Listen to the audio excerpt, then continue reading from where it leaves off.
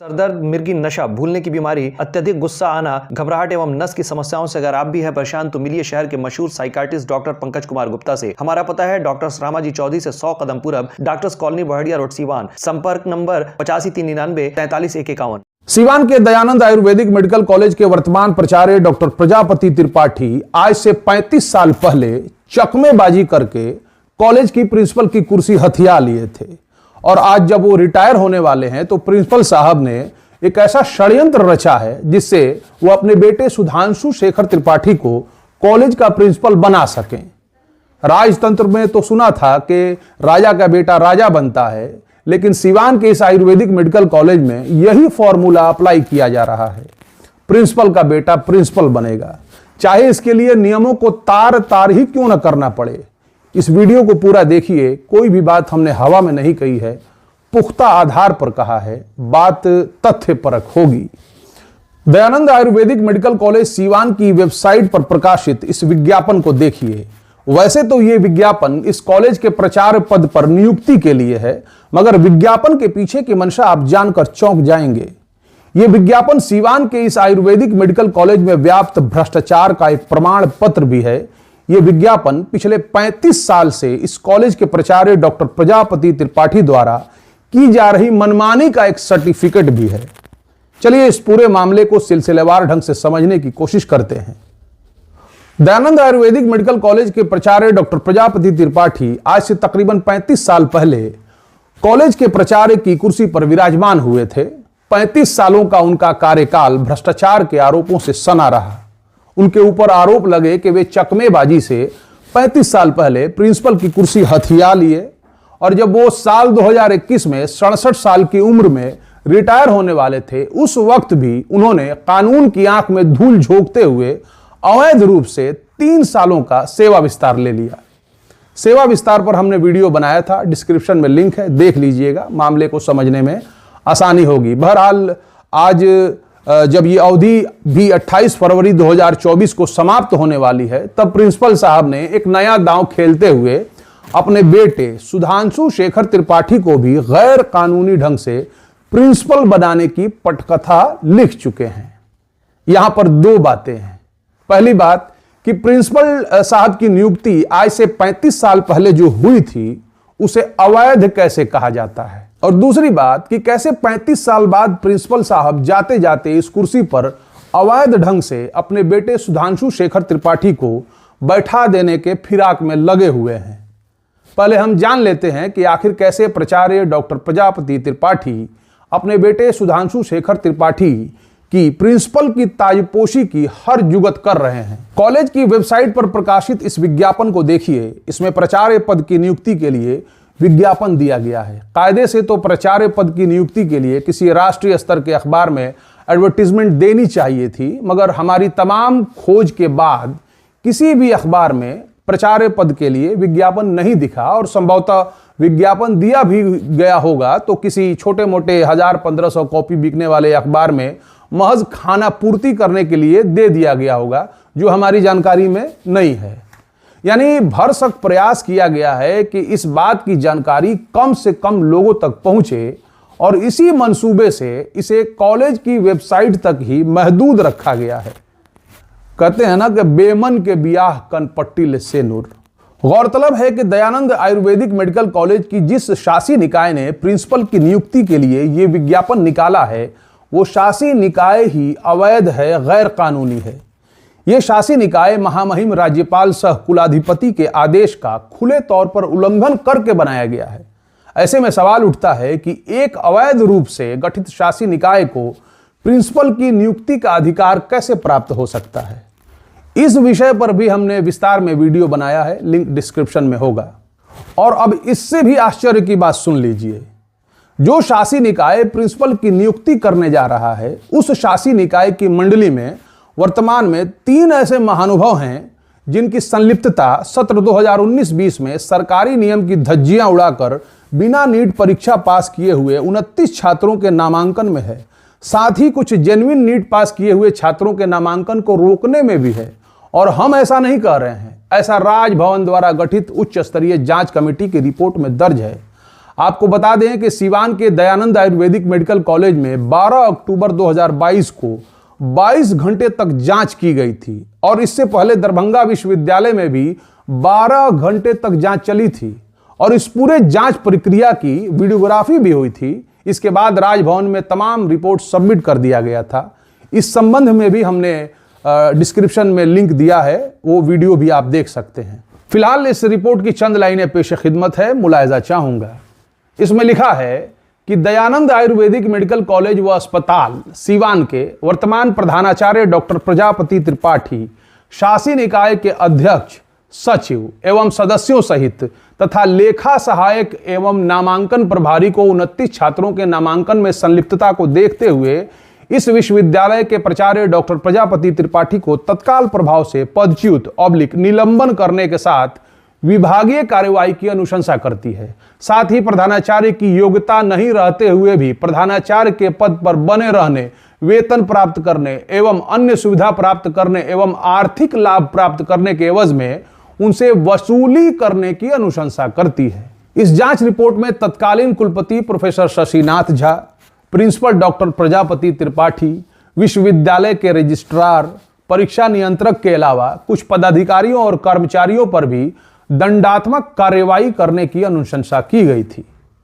Report से स्पष्ट होता है कि वर्तमान प्राचार्य डॉक्टर प्रजापति त्रिपाठी प्रधानाचार्य बनने की योग्यता नहीं रखते। इस बारे में हम वीडियो में आगे डिस्कस करेंगे, लेकिन उससे पहले जान लेते हैं कि वर्तमान शासी निकाय के वो 3 महानुभाव कौन हैं जिनकी गैर कानूनी ढंग से 29 छात्रों के नामांकन में संलिप्तता थी। जब 2019-20 सत्र में 29 छात्रों का अवैध नामांकन हुआ था, उस वक्त के शासी निकाय के अध्यक्ष पूर्व एमएलसी महाचंद्र प्रसाद सिंह थे, जो अभी भी शासी निकाय के अध्यक्ष हैं। प्राचार्य डॉक्टर प्रजापति त्रिपाठी थे, जो अभी भी प्राचार्य हैं, और 80 साल के बुजुर्ग डॉक्टर रामानंद पांडे, जो उस वक्त सदस्य के रूप में थे, जिन्हें अब सचिव बना दिया गया है। कितनी विडंबना है कि राजभवन द्वारा गठित उच्च स्तरीय जांच कमेटी की रिपोर्ट में जिन 3 लोगों को चार्जशीटेड किया गया है, वो 3 लोग भी अब प्रिंसिपल चुनेंगे।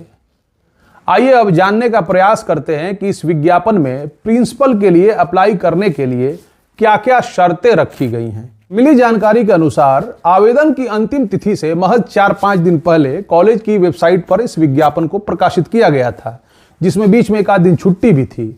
इसमें यहां पर कहा गया है 28 जनवरी 2024 के शाम 5 बजे तक हाथ से भरकर डाक से भेजना है। यानी भरसक प्रयास किया गया है कि आवेदन कम से कम लोगों तक पहुंचे और समय सीमा इतनी कम दी गई है कि डाक से भरकर भेजने में ही आवेदन रास्ते में रह जाए और इसका सीधा फायदा प्रिंसिपल डॉक्टर प्रजापति त्रिपाठी के पुत्र सुधांशु शेखर त्रिपाठी को मिले, जो मिली जानकारी के अनुसार इस पद के लिए बहुत दिनों से तैयारी कर रहे हैं। और अब जरा यहां पे गौर कीजिए, इसमें लिखा गया है कि आवेदन की उम्र दिनांक 31 जनवरी 2024 को न्यूनतम 21 वर्ष और अधिकतम 55 वर्ष होनी चाहिए। और ऐसा इसलिए किया गया है कि कॉलेज में या कॉलेज के बाहर के अन्य जो सीनियर प्रोफेसर्स हैं, वो इस पद के लिए अप्लाई ही न कर पाए और प्रिंसिपल साहब के पुत्र को गद्दी नशी करने का रास्ता साफ हो जाए।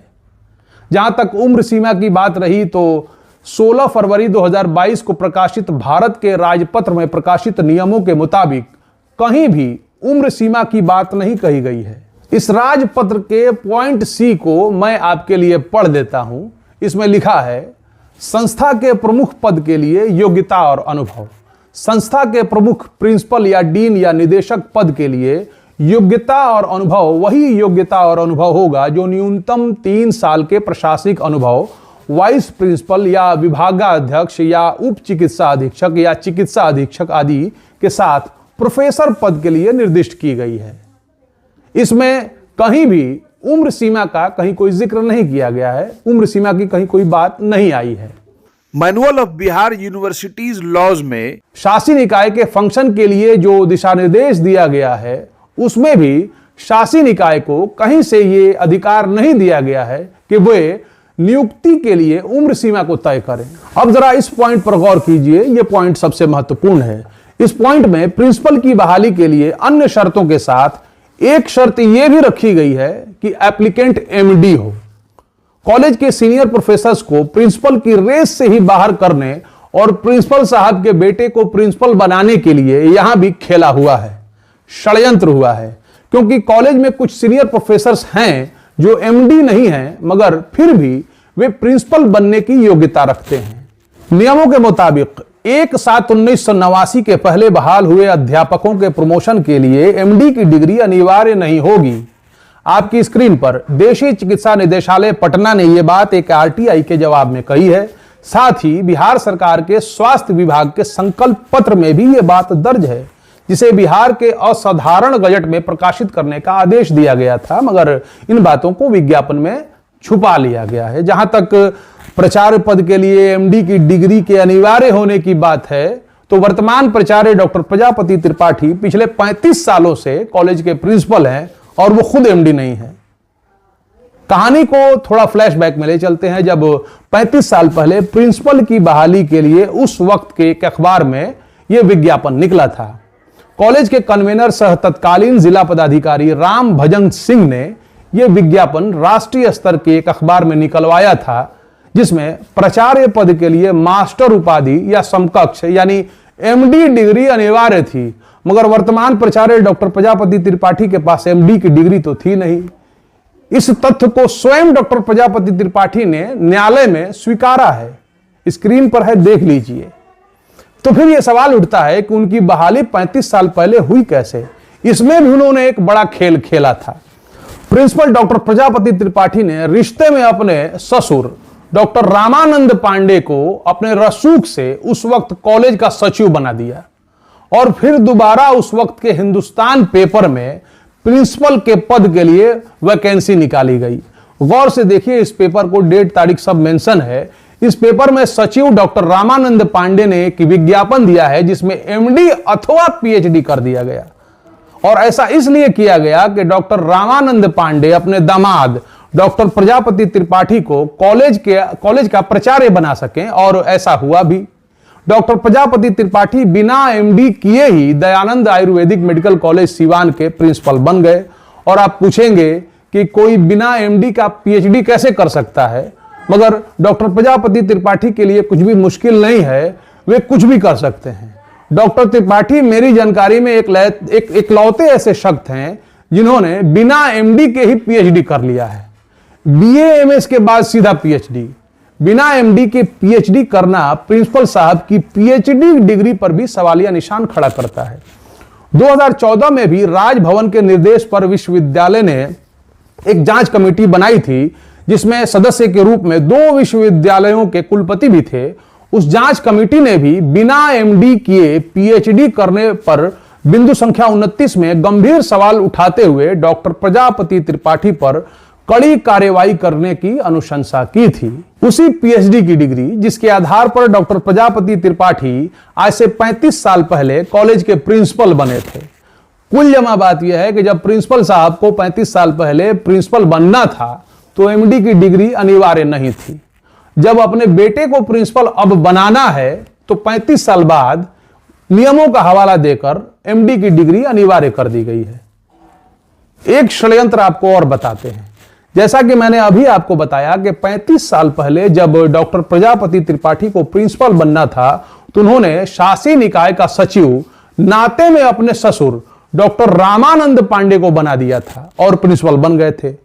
जब आज अपने बेटे को प्रिंसिपल बनाना है तो उन्होंने उसी 80 साल की अवस्था वाले ससुर डॉक्टर रामानंद पांडे को फिर से 35 साल बाद दयानंद आयुर्वेदिक मेडिकल कॉलेज के शासी निकाय का सचिव बना दिया है। पूरी तैयारी हो चुकी है, पूरा होमवर्क किया जा चुका है। 28 जनवरी 2024 के शाम 5 बजे तक प्रिंसिपल पद के लिए आवेदन की अंतिम समय सीमा थी, जो अब समाप्त हो गई है। मुमकिन है कि डॉक्टर प्रजापति त्रिपाठी अपने रसूख के बल पर जिस तरह दशकों से हर तरह की मनमानी वो करने में सफल रहे हैं, उसी तरीके से अपने बेटे सुधांशु शेखर त्रिपाठी को भी कॉलेज का प्रिंसिपल बनाने में सफल हो जाएं। बहरहाल हमारा काम है आपको बता देना, हमने बता दिया। अब आपके शहर सिवान में सफदरजंग हॉस्पिटल दिल्ली के मशहूर surgeon doctor MD Muzammil, general and laparoscopic surgeon MBBS DNB general surgery Delhi लखी चंद हॉस्पिटल में अपनी सेवाएं दे रहे हैं। लखी चंद हॉस्पिटल में 21 जनवरी से सेवाएं चालू है। हर तरह का ऑपरेशन सफलतापूर्वक किया जाता है। लखी चंद हॉस्पिटल, डॉक्टर्स कॉलोनी चौक, बढ़रिया रोड, सिवान।